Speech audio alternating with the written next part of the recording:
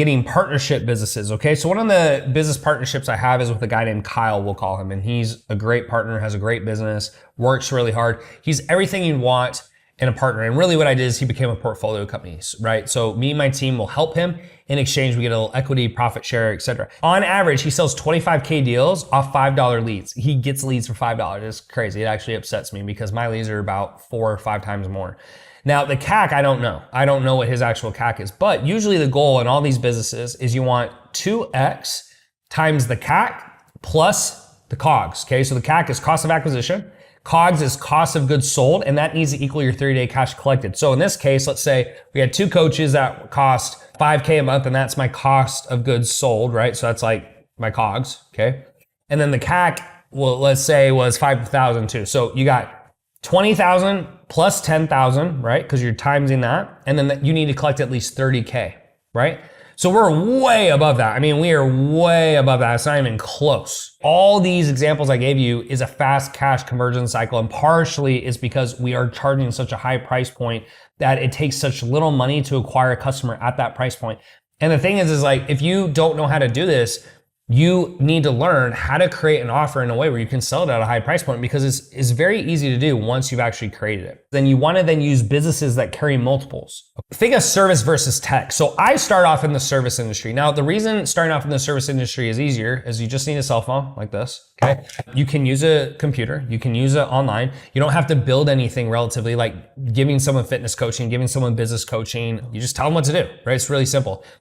The downside of that is you don't get crazy multiples, right? And that's usually where you see people go in tech. And the reason for that is the name of the game in business is how to not lose customers. If you don't lose customers, you have much higher multiples and you are considered much more valuable. Think in business terms when you have a fitness client or you have a business client. When they finish the 4-month program, how many people usually leave? Like a good amount. Let's say like 30% leave every month or 20% leave every month. In tech, a lot of people don't leave. Like I've been using Uber, I don't know how long, like 5 years probably. School, I've been using it recently. This isn't to promote school or anything, I'm not affiliated, but like I'm probably not gonna stop paying them. When you have businesses like that, they become much more valuable because the name of the game is not to lose customers. Service businesses can grow much faster and quicker, and they're a little easier because you don't have to build anything usually, right? It's just information, it's just services, etc. The downside of that is it doesn't carry a lot of value.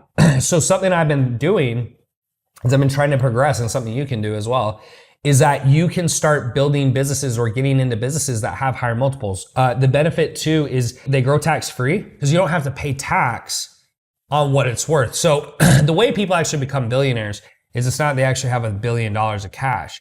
It's on paper. Right?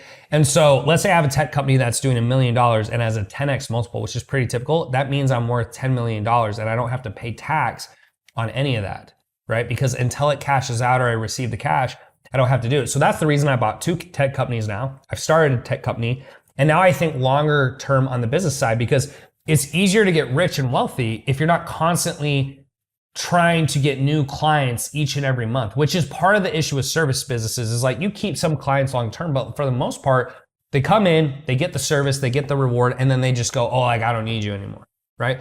Versus a tech company or a technology company like Uber, Skype, Zoom, there's no way you're ever gonna stop paying them. And that's why they're so valuable. And so that's why I moved in more into the technology sector as I started making money and millions of dollars, because that's a longer game to play.